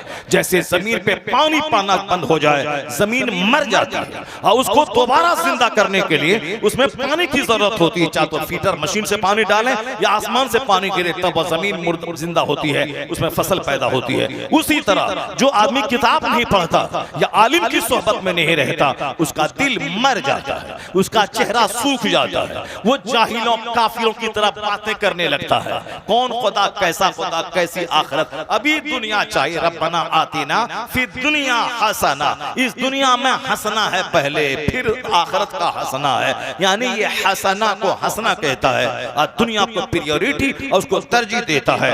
जबकि कुरान शरीफ में आया है कि तुम दुनिया को तरजीह देते हो, वल आखिरतु खैरुन व अबका, जबकि आखिरत ही अब सबसे अच्छी और आखिरत ही बाकी रहने वाली चीज है। बल तुसिरूनल हयातद दुनिया, तुम दुनिया की जिंदगी को तरजीह देते हो। ये तो क्या है, वमल हयातुद दुनिया इल्ला लइबुन व लह, ये दुनिया की जिंदगी तो खेल तमाशा है। जैसे कोई बच्चा, 4 बच्चे जमा हुए, सबों ने मिट्टी का घर बनाया और जब खेलते हुए दिल भर गया, सारे मिट्टी के घरों को हाथ से और पांव से तोड़ा और अपने घर चले गए। वही हाल इस दुनिया की कुरान शरीफ में कई जगह पे आया है। ये दुनिया खेल तमाशा है। यानी एक बंदा नमाजें छोड़ के दौलत जमा करता है, बड़ा घर बनाया, पोर्टिको को बनाया, फॉल से सीलिंग बनाई, सोफा बनाया, डाइनिंग हॉल बनाया, किचन में मार्बल ग्रेनाइट लगाया, सब लगाते हुए 10 साल हो गए। और जब उस घर में रहने की बारी आई तो अचानक चक्कर आया, गिरे मरे और कब्र में सड़ने के लिए पहुंच गए। यानी वो 2 गज जमीन में सड़ने के लिए पहुंच गए जिसके बारे में कभी सोचा तक नहीं था।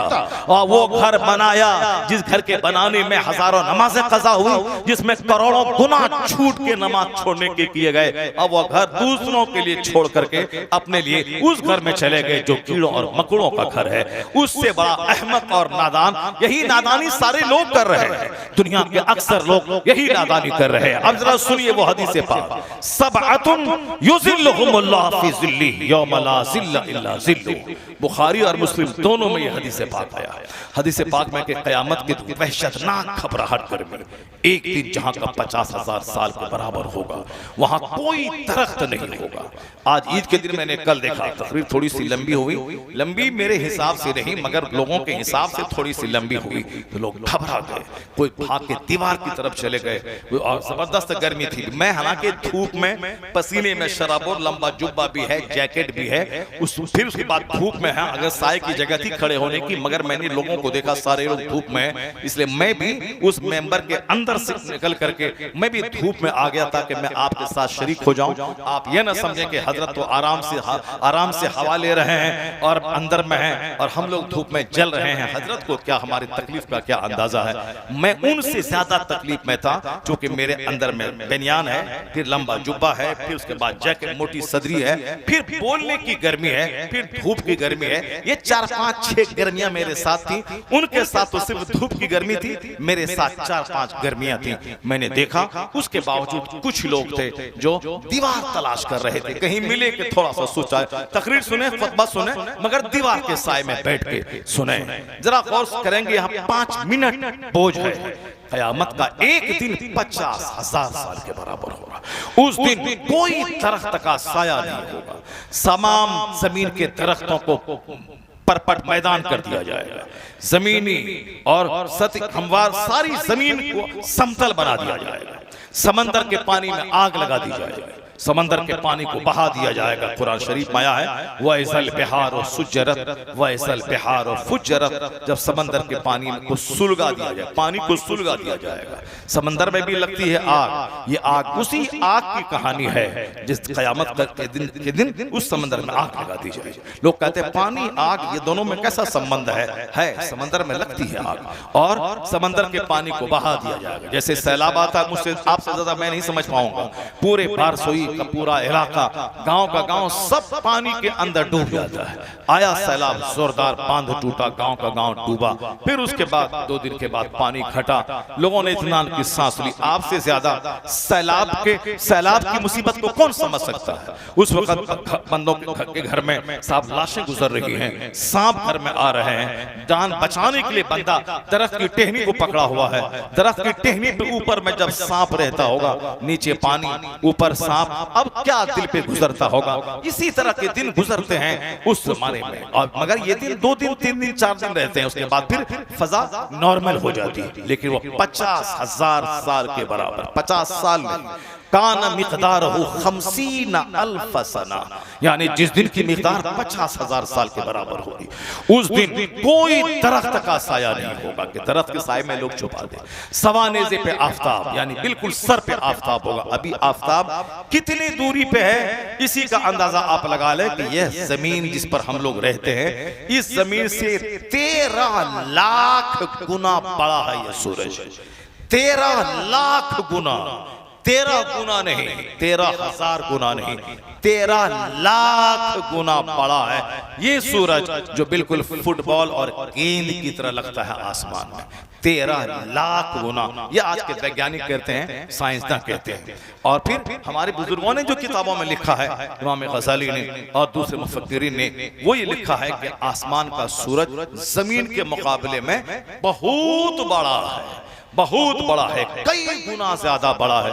उन लोगों ने थर्मामीटर से, खुदबीन से, उन्होंने माइक्रोस्कोप से नापा नहीं कि कितना बड़ा है, उन्होंने कहा कि बहुत बड़ा है सूरज। लेकिन आज चूंकि साइंस जवान हो चुकी है, सब की पैमाइश और नापने का आला बन चुका है, तो सूरज की पैमाइश का भी इन्होंने अपने हिसाब से साइंटिफिक वे में जो नापा, जो जांचा, जो दूर से नापा, जो जांचा, नासा के वैज्ञानिकों ने कहा 13 लाख गुना ज्यादा बड़ा है यह सूरज। इतनी दूरी पे है वो, देखने में फुटबॉल लगता है जमीन के मुकाबले में गेंद की तरह, कितनी दूरी पे है, करोड़ बरस दूरी पे वह सूरज है, फिर भी आज बदन खौलने लगता है जब मैं डायरेक्ट सूरज की रोशनी में रहता हूँ। जिस दिन सवानेज़े पे आफताब आ जाएगा क्या हश्र होगा, लोग नाक और गर्दन तक पसीने में डूबे हुए रहेंगे। ऐसा पसीने की नदी बहेगी, उसमें कश्तियां चलने लगे। कोई दरख्त न होगा कि लोग छुप सके, कोई मकान नहीं होगा उसके दीवार में पनाह ले सके, कहीं कोई ऊंची जगह नहीं होगी कि उस ऊंची जगह के नीचे में जाके खो में पनाह ले सके। नहीं, सारे समंदर में को बहा दिया जाएगा, समंदर में आग लगा दी जाएगी, सारे पहाड़ रूई के गाले की तरह उड़ेंगे, न पहाड़ रहेगा न उसका कोई साया रहेगा।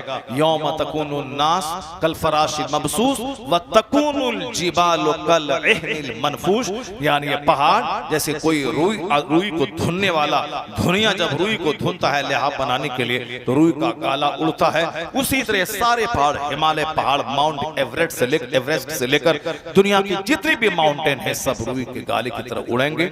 ये पहाड़ जमीन का पिलर है, जब ये पिलर ही उड़ने लगेगा तो जमीन में जबरदस्त जलजला आएगा, जमीन हिलेगी, जमीन के अंदर जितने लोग दफन किए गए सबको निकाल के जमीन फेंक देगी। सारे लोग मैदान महशर में गरोह दर गरोह आएंगे और उस मैदान महशर की गर्मी में सवानेज़े पे आफताब, तांबे की जमीन, न कोई साया, मगर हुजूर कहते हैं सब अतुल, 7 लोग ऐसे खुशनसीब हैं जिनको अल्लाह उस दिन, जिस दिन कोई साया नहीं होगा, अल्लाह का सिर्फ अर्श का साया होगा, उस अर्श के साये में ये 7 खुशनसीब होंगे, 7 टाइप के खुशनसीब होंगे जिसको अल्लाह अपने अर्श के साये में जगह अता करेगा। जरा जोर से बोले सुभान अल्लाह, हाथ उठा के बोले ला इलाहा इल्लल्लाह, ला इलाहा इल्लल्लाह। बेवकूफ थे वो चले गए। मैं पहली बार आज खिताब करने के लिए इस गांव में आया हूं, पहली बार। ऐसा नहीं कह रहे बार बार मौलाना साहब आते हैं, बहुत सुने हैं, आज भी वही सारी बातें सुनाएंगे, महशर की, आखिरत की, नमाज की, रोजे की, जन्नत की, आखिरत की, अखलाक की, आदाब की, वही सुन्नत की, इस्लामी तालीमात की, वही बातें करेंगे, बहुत सुन चुके हैं। जबकि पहली बार आया हूं, हिंदुस्तान के लाखों करोड़ों लोग मुझे सुनते हैं, अब पहली बार मैं आपके गाँव में आया। कम से कम इन छोकरों को जो गुटखा खा के गली गली घूम के सड़क पे पूरा जाम किया हुआ था, अभी कार पे मैं आ रहा था तो कार आगे बढ़ नहीं रही थी, धक्कम रेलम पेल कर रहा था, जैसे कि कार को उठा के फेंक देगा, इस कदर रेल पेल कार नहीं जाएगी।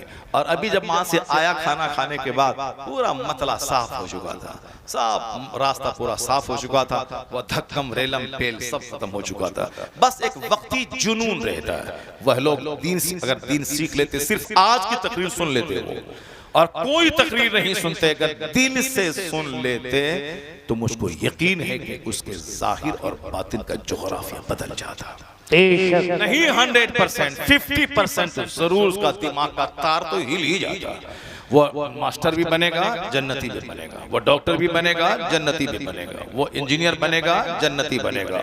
वो इंजीनियर बनने के लिए 10 घंटे मेहनत करेगा, जन्नत जाने के लिए सिर्फ 1 घंटा मेहनत करेगा।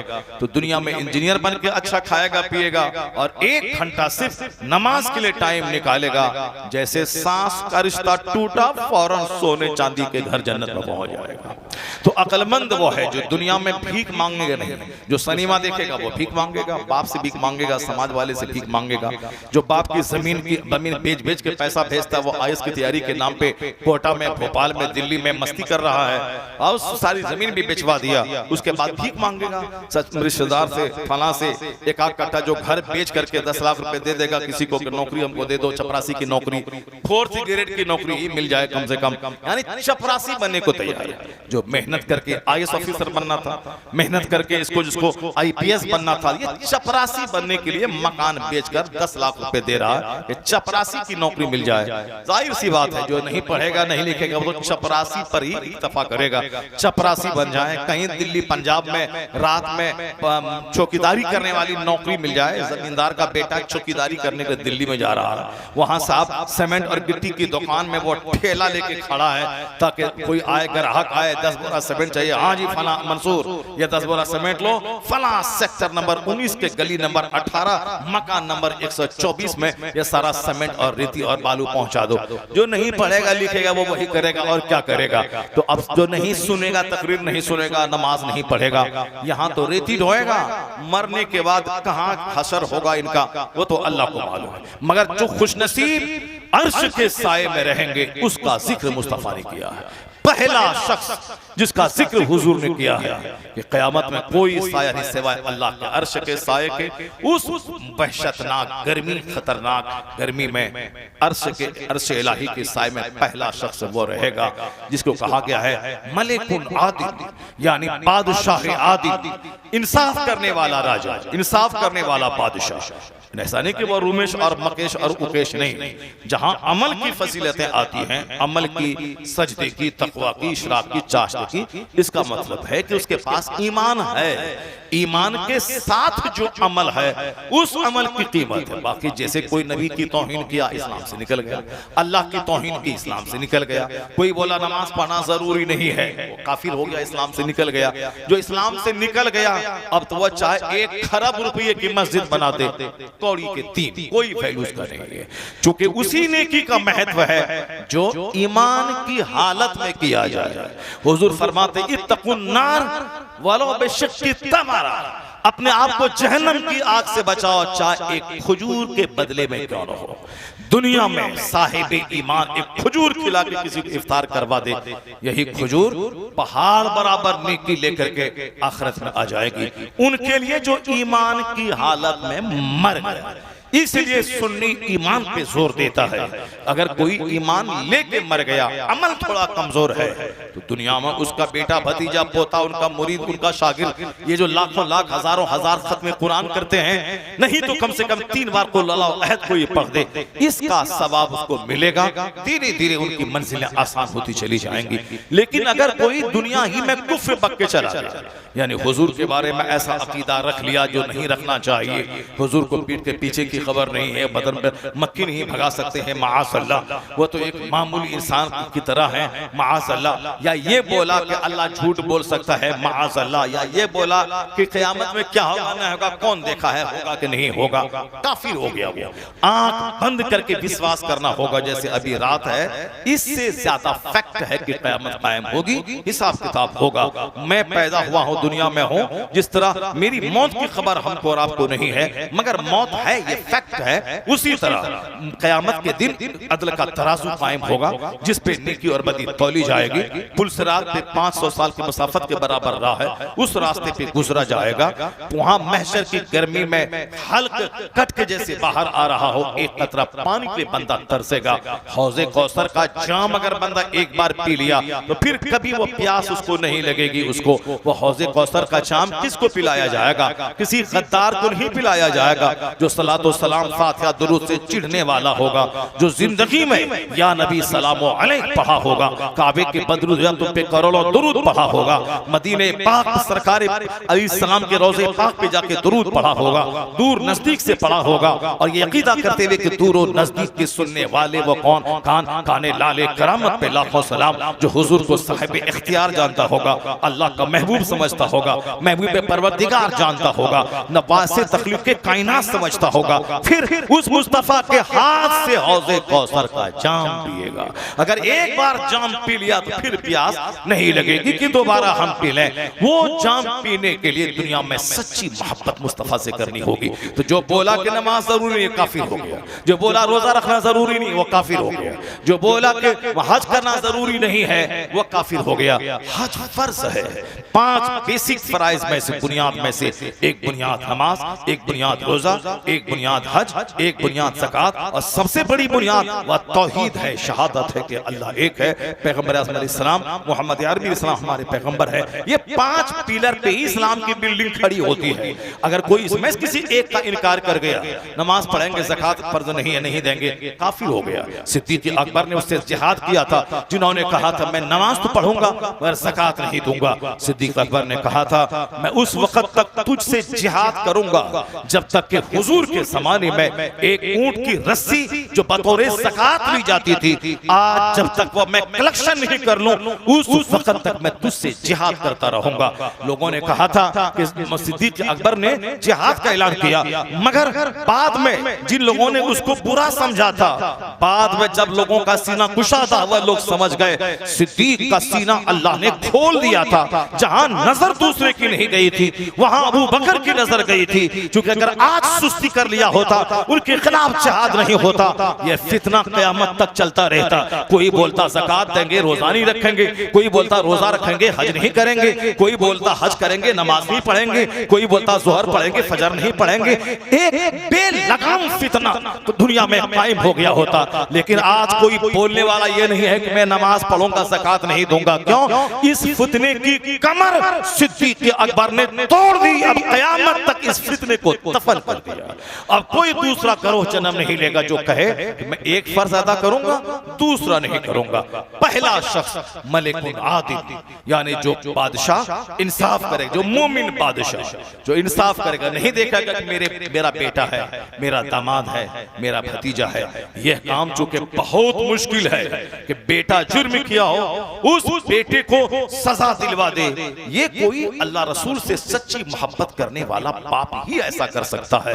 वरना मुंह देखकर फैसला तो सब करते हैं, खानदान की, कबीले की तरफदारी सब करते हैं, लेकिन तमाम तरफदारी से बालातर होकर शरीयत की रोशनी में फैसला वही सुनाता है जिसके सीने में अल्लाह रसूल की सच्ची मोहब्बत होगी। बादशाह आदिल, सारे लोग परेशान होंगे, मगर उस अदल करने वाले बादशाह को अल्लाह अपने अर्श का साया नसीब करेगा। वो जो काम जो कि मुश्किल था, मुश्किल काम इसने दुनिया में किया है, इसलिए इनको अल्लाह का अर्श का साया नसीब होगा। दूसरा वो शख्स होगा शाबुन नशा फी इबादतिल्लाह, यानी वो जवान जो जवानी के दिल को तारी शराब गुटखा खोरी में नहीं गुजारा होगा, जो अल्लाह की इबादत में जिसकी जवानी परवान चढ़ी, यानी बचपने में तो गैर मुकल्लफ है, बचपने का कोई गुनाह नहीं होता, लेकिन जब वह बाशऊर जवान हो गया, 10 साल के बाद जब भी लड़का जवान हो जाए, मुहतलिम होने के बाद लड़की जब भी उसको महाना खून आए वह जवान मानी जाएगी। 15 साल तक एहतलाम हो ना हो, खून आए ना आए, एक जमहूर कानून के मुताबिक जवान माना जाता है।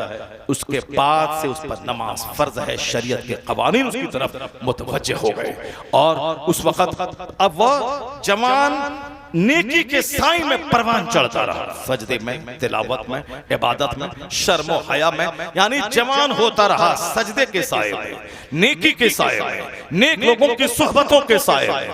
कभी वो गंदे माहौल में नहीं गया, पढ़ता रहा, लिखता रहा, नेकी के साए में परवान चढ़ा।